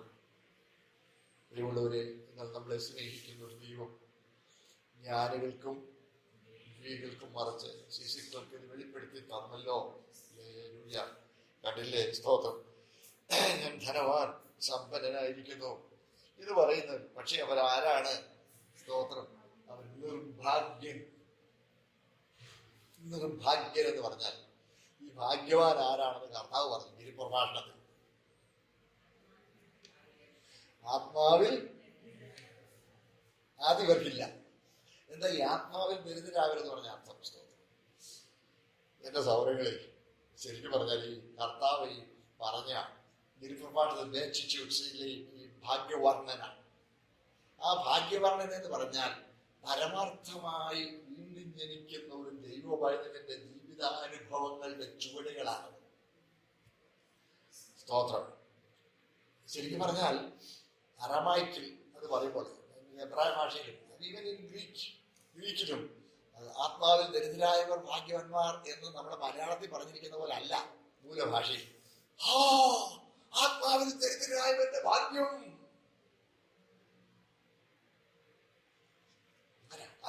എക്സ്ക്ലമേഷനാ.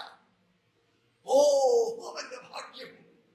കർത്താവ് അത് ഈ അവിടെ മലയുടെ കേൻ ഹാറ്റിൻ എന്ന ഒരു മലയുടെ ചരിവിൽ ഇരുന്നുകൊണ്ടാണ് അത് ഗിരിപ്രഭാഷണം നടത്തിയെന്നാണ് പൊതുവെയുള്ള ഒരു അഭിപ്രായം.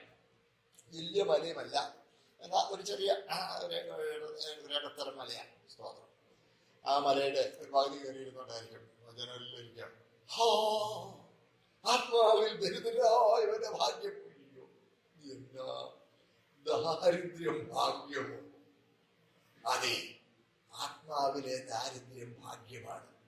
അതാ തുടക്കം. അതാണ് തുടക്കം.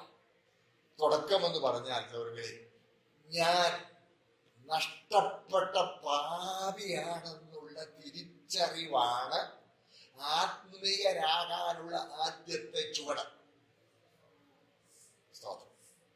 അതാണ് ആത്മാവിൽ ദരിദ്രരായവർ എന്നുള്ളതിന്റെ അർത്ഥം. അതാണ് സ്തോത്രം. ആത്മാവിൽ ദരിദ്രനായി പഴയ നിയമത്തിലാണെങ്കിലും ഈ യാഗം കഴിക്കുമ്പോൾ ഉണ്ടല്ലോ, ഈ യാഗം കഴിക്കുന്ന എന്ത് ചെയ്യണമായിരുന്നറിയാമോ? അവൻ സ്തോത്രം പാപം അവന് ബോധം വന്നെയോ കഴിച്ചാൽ മതി. ലേവ്യ പുസ്തകം 4-ാം അധ്യായം 22-23 വാക്യം ഒന്ന് വായിച്ചേ.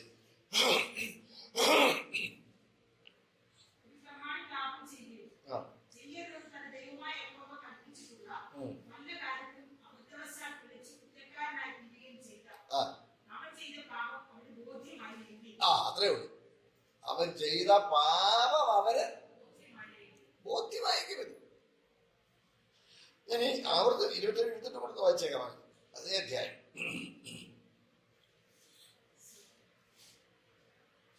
അതേ അധ്യായത്തിൽ 27-28 വാക്യങ്ങൾ.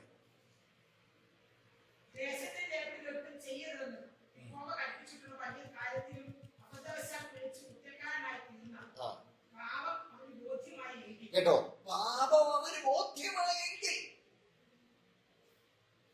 അതാണ് ആത്മാവിലെ ദാരിദ്ര്യം. സ്തോത്രം. ഇവനെന്താ പറയും? ഞാൻ ധനവാൻ സമ്പന്നനായി. ഓ നിർഭാഗ്യൻ. ലേവ്യ 5:5 ഒന്ന് വായിക്കാമോ?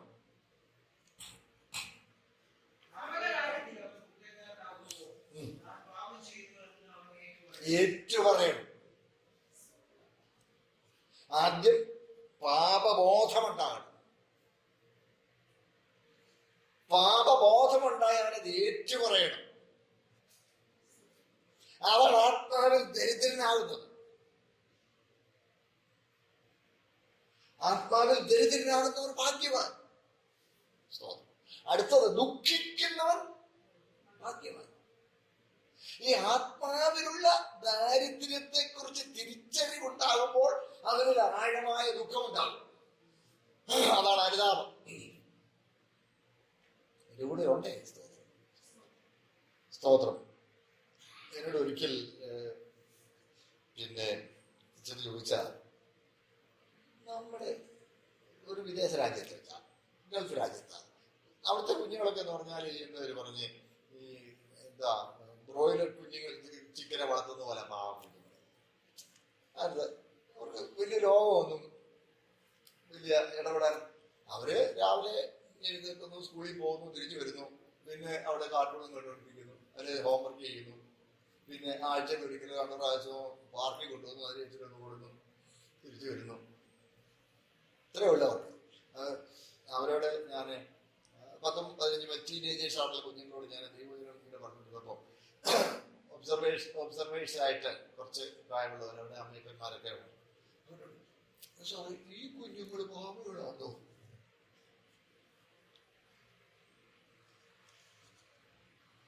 നാട്ടിലെ പോലെ അല്ലെന്നേ ഇവിടെ. ഇവർക്ക് ഒരു തെറ്റായ വഴിക്ക് പോകാൻ, വഴക്കുണ്ടാക്കാനോ കള്ളം പറയാൻ. ഇപ്പൊ എവിടെ കള്ളം പറയാൻ? ആരോട് കള്ളം പറയാൻ? എനിക്ക് ആ പ്രായമുള്ളവരുടെ അജ്ഞത ഓർത്ത് സങ്കടമായിപ്പോയി. അവിടെ പാപം എന്ന് പറയുന്നത് പ്രവൃത്തിയൊതുങ്ങുന്നതല്ല. പാപം അവസ്ഥയാണ്. ഞാൻ അകൃത്യത്തിലൊരുവായി പാപത്തിൽ എന്റെ അമ്മേനെ ഗർഭം ധരിച്ചു എന്ന് പറഞ്ഞാൽ ആ കുഞ്ഞ് ഉണ്ടാകുവാൻ ഇടയായി തീരുന്ന ശാരീരിക ബന്ധമല്ല അവിടെ പാപം. പാപപ്രകൃതത്തോടുകൂടെ ഞാൻ പിറന്നു എന്നാണ് അതിന്റെ അർത്ഥം. കാരണം വിശുദ്ധ വിവാഹം എന്നല്ലേ പറയുന്നത്. പാപം മനുഷ്യനെ നരകത്തിൽ കടക്കുന്നതിന് മുമ്പ് ദൈവം കൊടുത്ത അനുഗ്രഹമാണ് സന്താനപുഷ്ടിയുള്ളവരായി പെരുകി ആ ഭൂമിയെ അടക്കി വാഴുവിനെന്നുള്ളത്. അത് ഭാര്യാഭർത്തൃ ബന്ധമല്ല പാപം. പിന്നെയും സ്തോത്രം, അതിന് പുറത്തുള്ളവരുടെ പാപം. പിന്നെ അവസ്ഥയാണ്, പ്രവൃത്തിയിൽ ഒതുങ്ങുന്നതല്ല. എത്ര നേരം പറഞ്ഞു കൊടുത്തിട്ടാണ് ഈ അമ്മയപ്പന്മാർക്കൊരു വെളിവുണ്ടാകും. ഇതായിരുന്നു ഈ പറയുന്നത്. അറിയാതിരിക്കുന്നു, നിർഭാഗ്യരാണ്. ഇന്ന് വരെ പാപബോധം ഉണ്ടായിട്ടില്ല, ഇന്ന് വരെ ദുഃഖിച്ചിട്ടില്ല, അവസ്ഥയെ ഓർത്ത് ദുഃഖിച്ചിട്ടില്ല. ഞാൻ ഒരു വാക്യം കൊടുത്ത് കാണിച്ചത് കൊരിന്ത്യർക്ക് എഴുതി. ഇത് ചിലർക്കൊക്കെ ഒത്തിരി മനസ്സിലായി സംശയം ഉണ്ടാക്കുന്ന 2 കൊരിന്ത്യർ 7-ാം അധ്യായം 10-ാം വാക്യം വായിച്ച്. 2 കൊരിന്ത്യർ 7:10. ആ, താങ്ക് യു. എന്തോ ഇതിനർത്ഥം? ദൈവഹിത പ്രകാരമുള്ള ദുഃഖം, അനുതാപം വരാത്ത മാനസാന്തരത്തെ രക്ഷിക്കായി എന്ന് പറഞ്ഞാൽ ഇതിന് അനുതാപം വന്നില്ല, മാനസാന്തരം വിട്ടു എന്ന് പറഞ്ഞാൽ ആകാത്ത വഴികളിൽ നിന്നൊക്കെ തിരിഞ്ഞു. പാപബോധം ഉണ്ടായി, അനുദപിച്ചിട്ടില്ല. പാപബോധം ഉണ്ടാകുകയോ അനുദപിക്കുകയാണ് പ്രാർത്ഥനയ്ക്ക് കൂട്ടത്തിനൊക്കെ പോയ നല്ല കാര്യമല്ല അല്ലേ? പ്രാർത്ഥന ദൈവം നല്ല ആൾക്കാരാണ് അവരോടെ കൂടാ. എന്ത് കാര്യം ഉണ്ടായാലും നമ്മളെ സഹായിക്കാറുണ്ടാവും. ശരി, അങ്ങനെ നല്ല കാര്യം. ആകാത്ത വഴികളിൽ നിന്നൊക്കെ വിട്ടു ജീവിക്കാൻ അവരുമായുള്ള സഹവാസം നന്നാണ്. അങ്ങനെ കൂട്ടായ്മയ്ക്ക് കൂടി വന്നു. ഒരർത്ഥത്തിൽ പറഞ്ഞാൽ ഒരാത്മീയ കാര്യങ്ങളിൽ താല്പര്യപ്പെട്ടു, ഒരാത്മീയമായ ഒരു താല്പര്യം ഉണ്ടായി. നല്ല മനുഷ്യൻ, പാവം. പക്ഷേ സഭയിൽ കൂടുതലൊക്കെ പോകുന്നു, സ്നാനപ്പെട്ടതൊക്കെ പറഞ്ഞു, സ്നാനപ്പെട്ടു. അങ്ങനെയുള്ള സ്നാനപ്പെടുത്തി ശിശുസ്നാനം ശരിയല്ല എന്നുള്ളത് കൊണ്ടാണ് എന്നോട് കുറെ പേർ പറഞ്ഞിട്ടുണ്ട്, വെറുതെ എന്തിനാ മോനെ സ്നാനപ്പെട്ടത്? അത് ശിശുസ്നാനം ശരിയല്ലാത്തതുകൊണ്ട്. അപ്പൊ അതൊരു റിയാക്ഷനാണ്, ഒരാക്ഷനല്ല, ഒരു പ്രതികരണമാണ്, ഒരു പ്രവൃത്തിയല്ല. എന്റെ കൂടെ ഉണ്ടോ? അത് തെറ്റായതുകൊണ്ട് ആ തെറ്റ് തിരുത്താനുള്ള ഒരു മറ്റൊരു തെറ്റെന്ന് ഞാൻ പറഞ്ഞാൽ ചൂടായില്ലേ? അപ്പൊ അതൊരു റിയാക്ഷനാണ്. എന്നാൽ യേശു എന്റെ സ്ഥാനത്ത് മരിച്ചു, യേശുവിന്റെ മരണം എന്റെ മരണമാണ്. എന്റെ മേൽ വിധിക്കപ്പെട്ട മരണവിധി എന്നിൽ നിന്ന് നിവർത്തിച്ച് ഞാൻ മോചിതനാകാനായി ദൈവം എനിക്ക് വേണ്ടി ഒരുക്കിയ ഈ രക്ഷാമാർഗം, യേശുവിന്റെ മരണത്തിൽ ഞാൻ പങ്കാളിയാകണം. ആ മരണത്തോട് ഏകീഭവിക്കുവാൻ ദൈവം നിയമിച്ചിരിക്കുന്ന വ്യവസ്ഥയാണ് വിശ്വാസാനുള്ള ജനസ്നാനം. സ്തോത്രം. അതുകൊണ്ട് ഞാൻ സ്നാനപ്പെട്ടു. സ്നാനപ്പെട്ടില്ലെന്നുള്ള ആജ്ഞയെ പരിഗണിക്കുന്ന പോലും എല്ലാവരും എന്റെ കൂടെ ഉണ്ടോ? അപ്പൊ അതൊരു ആക്ഷൻ ആയിരിക്കും, ഒരു റിയാക്ഷൻ ആയിരിക്കണം. ഇങ്ങനെ കൂടി വന്നു, മാനമര്യാദയൊക്കെ സ്നാനപ്പെടുകയൊക്കെ ചെയ്തു. ഞാൻ തെറ്റായതോട് സ്നാനപ്പെട്ടു. അങ്ങനെ പോകുമ്പോ അവന്റെ നിർമ്മല ഹൃദയം കാണുന്ന ദൈവം, നിഷ്കളങ്കനായ നിർമ്മല ഹൃദയം കാണുന്ന ദൈവം ചിലപ്പോ അവന്റെ ജീവിതത്തിൽ വലിയൊരു ദുഃഖം ഉണ്ടാകും. ദുഃഖമുണ്ടാകാൻ ഭൗമികമായുള്ള വലിയ ചില ദുഃഖങ്ങളിലേക്ക്, ദുഃഖകരമായ അനുഭവത്തിലേക്ക്, എന്റെ ദൈവമേ, എന്നോട് ഞാൻ ലോകത്തിൽ ജീവിച്ചിരുന്നപ്പോൾ തോന്നിയ പോലെ ജീവിച്ചിരുന്നപ്പോൾ എനിക്ക് പ്രശ്നമില്ല, ഇപ്പൊ എന്റെ കർത്താവേ ഇത് വന്നോ? ദുഃഖിക്കുമ്പോൾ മനസ്സിലായല്ലോ, ആ ദുഃഖം അവന്റെ യഥാർത്ഥ അവസ്ഥയെ കുറിച്ചുള്ള ഒരു തിരിച്ചറിവ് അവനുണ്ടാകും. സ്തോത്രം. അനുതാപം വരാത്ത മാനസാന്തരം ആ അവസ്ഥയിൽ തുടർന്നവന് ജീവിതത്തിൽ ദൈവം അനുവദിക്കുന്ന, ദൈവം തന്നെ ഹിതപ്രകാരം അനുവദിക്കുന്ന ദുഃഖം അവനെ കുറിച്ച് തന്നെ അവൻ ചിന്തിക്കാനും അവന് യഥാർത്ഥ നഷ്ടപ്പെട്ട അവസ്ഥ അവൻ ബോധ്യപ്പെടാനും അത് ഉപാധിയാകുകയും അവനെ രക്ഷയ്ക്ക് അത് കാരണമാകുകയും ചെയ്യും. അയ്യോ, എൻ്റെ കൂടെ ഉണ്ടായില്ല. അതാണ് ഈ വാക്യത്തിന്റെ അർത്ഥം. അനുതാപം വരാത്ത മാനസാന്തരം. ആ മാനസാന്തരം ഉള്ളവർക്ക് ദൈവഹിതപ്രകാരം അവരുടെ ജീവിതത്തിൽ വരുന്ന ദുഃഖങ്ങൾ അവരെ കുറിച്ച് തിരിച്ചറിയാനും അനുദപിക്കാനും അവസ്ഥയെക്കുറിച്ച് ദുഃഖിക്കാനും യഥാർത്ഥത്തിൽ രക്ഷാനുഭവം പ്രാപിക്കുവാൻ അത് ഉപാധിയാകുന്നു. അതാണ് ഈ വാക്യത്തിന്റെ അർത്ഥം. സ്തോത്രം. ഞാൻ പറഞ്ഞു വരുന്നത് യഥാർത്ഥ ഭാഗ്യവാന്മാരാണ് ആത്മാവിൽ ദുഃഖിക്കുന്നവർ. അടുത്തത് സൗമ്യതയുള്ളവർ. സൗമ്യതയുള്ളവരെന്ന് പറയുമ്പോൾ ആ ദുഃഖം ഉണ്ടാവുമ്പോൾ എന്ത് പറ്റും അറിയാമോ? അയ്യോ, എന്റെ പാരമ്പര്യം ഒന്നുമില്ല, എന്റെ സൽപ്രവർത്തനം ഒന്നുമില്ല, ഞാൻ 50 നോമ്പും പിന്നെ വലിയ നോമ്പും കൊച്ചു നോമ്പും എല്ലാം നോക്കിയതും കാൽനടയായി പുണ്യസ്ഥലങ്ങളിൽ സന്ദർശനം നടത്തിയതും എല്ലാ നേർച്ച കാഴ്ചകൾ ചെയ്തതും ഇതെല്ലാം എന്റെ ദൈവമേ ഇതൊന്നും ഒന്നുമില്ലേ. അവൻ ആ സൽപ്രവൃത്തി വാക്കുകൾ ഊറ്റം കൊണ്ടിരുന്നവൻ യഥാർത്ഥ സൗമ്യത പ്രാപിക്കുന്നു. ഉണ്ടോ? ആത്മാവിൽ ദരിദ്രരായി, ദുഃഖിച്ചു, സൗമ്യതയുണ്ടായി. ഹല്ലേലൂയ, സ്തോത്രം. ഇങ്ങനെ പടിപടിയായി നിങ്ങൾ അതെടുത്ത് നോക്കിയാൽ ഓരോ സ്റ്റെപ്പും സ്തോത്രം യഥാർത്ഥ ആത്മീയതയിലേക്കുള്ള ചുവടുകളാണ്. സ്തോത്രം. അതാണ് യഥാർത്ഥ ഭാഗ്യം. ആത്മാവിന്റെ ദുഃഖികളുടെ ഭാഗ്യം, സൗമ്യങ്ങളുടെ ഭാഗ്യം. അടുത്തത് തൊട്ടടുത്തത് ഒരു നീതിക്ക് വിശന്ന്. അപ്പൊ നീതീകരണത്തിനോടുള്ള വലിയൊരു ത്വര, ഡിസയർ, സ്തോത്രം, അത് ജീവിതത്തിലുണ്ടാവും. സ്തോത്രം. എല്ലാവരും കൂടെ ഉണ്ട്. സ്തോത്രം. നീതിക്ക് വിശക്കുകയും ദാഹിക്കുകയും ചെയ്യുന്നു. നീതീകരണത്തിനായി അവൻ വിശക്കും, അവൻ ദാഹിക്കും. ദാഹിക്കാന്നൊക്കെ പറഞ്ഞാൽ വിശപ്പ് എങ്ങനെയൊക്കെ കുറച്ച് പിടിച്ചില്ല. ദാഹം പറഞ്ഞാൽ ചത്തു കൊന്നുകൊണ്ട് കുടിച്ചു, എന്ത് കിട്ടിയാലും അങ്ങ് കുടിച്ചു പോകും. നീതിക്ക് വിശന്ന് കണ്ടില്ലേ? ഓരോ സ്റ്റെപ്പ് കേട്ടോ. സ്തോത്രം. അടുത്തത് കരുണയുള്ളവർ. അപ്പൊ ദൈവത്തിന്റെ കരുണ തിരിച്ചറിയുകയും അവനിൽ തന്നെ ആ മാറ്റം ഉണ്ടാകുകയും അവർക്ക് തൃപ്തി ഉണ്ടോ. നീതിക്ക് വിശന്ന് വായിക്കുന്ന അവർക്ക് തൃപ്തി വരും. ആ തൃപ്തി പരമാർത്ഥമായും നീതീകരണത്തിന്റെ അനുഭവമാണ്. വിശ്വാസത്താലുള്ള നീതീകരണത്തിന്റെ അനുഭവമാണ് ആ തൃപ്തി. ഈ ഭാഗ്യം ലവോദിക്കക്കാർക്കില്ല, നിർഭാഗ്യനാണ്. സ്തോത്രം. അതിനടുത്തത് കരുണയുള്ളവർ ഭാഗ്യം, കരുണ ലഭിക്കും. അപ്പൊ ഹൃദയശുദ്ധിയുള്ളവർ അവർ ദൈവവുമായിട്ട് കൂട്ടാബന്ധത്തിലാകും, ഊഷ്മളമായ കൂട്ടാബന്ധത്തിലാകും. അവർ ദൈവത്തെ കാണും. കർത്താവ് അങ്ങ് ദൂരെ നിൽക്കുന്ന ഒരു ശക്തനെന്നല്ല. സ്തോത്രം. കൈക്ക് പിടിച്ചിരിക്കുന്ന സ്നേഹമുള്ള പിതാവ്.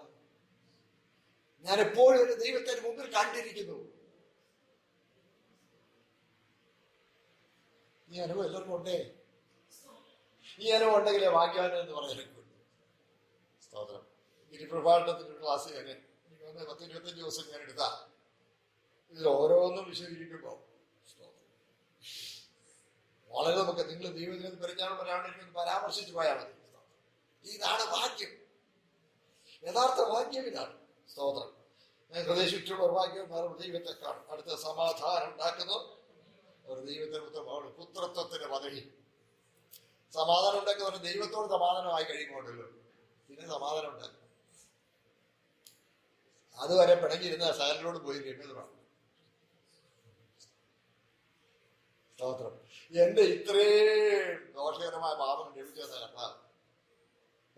അതല്ലേ മത്തായിയുടെ സുവിശേഷം നമ്മൾ വായിക്കുന്നുണ്ടല്ലോ. 10,000 താലന്ത് കടപ്പെട്ടിരുന്നവന് ഇടച്ചു കൊടുത്തപ്പോ അവൻ ചെന്ന് 100 വെള്ളിക്കാശ് കടപ്പെട്ടവരെ തോട്ടം പിടിച്ചു. എന്തൊരു സങ്കടം. സ്തോത്രം. അവൻ കരുണ, അവൻ സമാധാനം ഉണ്ടാക്കും. അടുത്തത് കണ്ടില്ലേ? ഈ നിമിത്തം ഉപദ്രവിക്കപ്പെടുന്നവർ ഭാഗ്യവാന്മാർ, സ്വർഗരാജ്യവർക്കുള്ളത്. എന്റെ നിമിത്തം നിങ്ങളെ പഴിക്ക് ഉപദ്രവിക്കുകയും നിങ്ങളെ സകലതിന്മേൽ കളവായി പറയുകയും ചെയ്യുമ്പോൾ നിങ്ങൾ ഭാഗ്യവാന്മാർ. സ്വർഗത്തിൽ നിങ്ങളുടെ പ്രതിഫലം വലുതാകൊണ്ട് സന്തോഷിച്ച് ഉല്ലസിപ്പീൻ. സ്തോത്രം. ഇതാണ് ശരിക്കും ഭാഗ്യാവസ്ഥ. ലവോദിക്കക്കാർക്ക് ഈ ഭാഗ്യം ഉണ്ടായിട്ടില്ല. അതാണ് നിർഭാഗ്യം. സ്തോത്രം. അങ്ങനെയല്ലേ വായിച്ചത്? സൗരങ്ങളെ നമ്മൾ ലവോദിക്കക്കാരെ പോലെ ആണോ? നമ്മുടെ സഭയിൽ ലവോദിക്കക്കാർ ഒത്തിരി പേരുണ്ട്, ഇല്ലേ? ഈ ലവോദിക്കാവസ്ഥയിൽ ഇവരെ പിടിച്ചിടുന്ന സോക്കോൾഡ് പ്രവാചകന്മാരും എഴുതുന്നുണ്ടോ? സോക്കോൾഡ് ലീഡേഴ്സും ഒത്തിരിയുണ്ട്. ഈ പാവങ്ങളെ വഞ്ചിക്കുന്ന തങ്കും മങ്കും ടിനും മിനും കിനും അനുവും അനിയും. എനിക്ക് അവരുടെ സ്നേഹമേ ഉള്ളൂ, പക്ഷെ അവർ ദൈവസഭയോട് കാണിക്കുന്നത് ദ്രോഹമാണ്.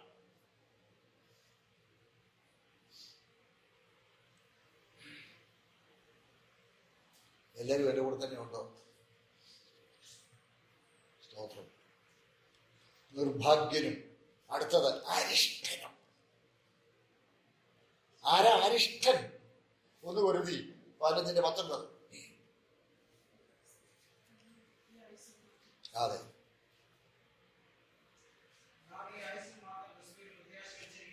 ആ സകല മനുഷ്യരിലും ആരാ അരിഷ്ടൻ? ഈ ആയുസിൽ മാത്രം പ്രത്യാശ വെച്ചിരിക്കും. അതാ ഇന്ന് കാണുന്ന സകലം. ഹല്ലേലൂയ. പണ്ടൊക്കെ ഇപ്പോഴത് കാണാറില്ല, പണ്ടുണ്ടായിരുന്നു. ക്രിസ്തു ഏക ഉത്തരം. വലിയ ബാനർ വിളിച്ചു കിട്ടും കൺവെൻഷൻ സ്റ്റേജിൽ പറയുന്നത് ക്രിസ്തു ഏക ഉത്തരം. ചോദ്യം എന്താണ്?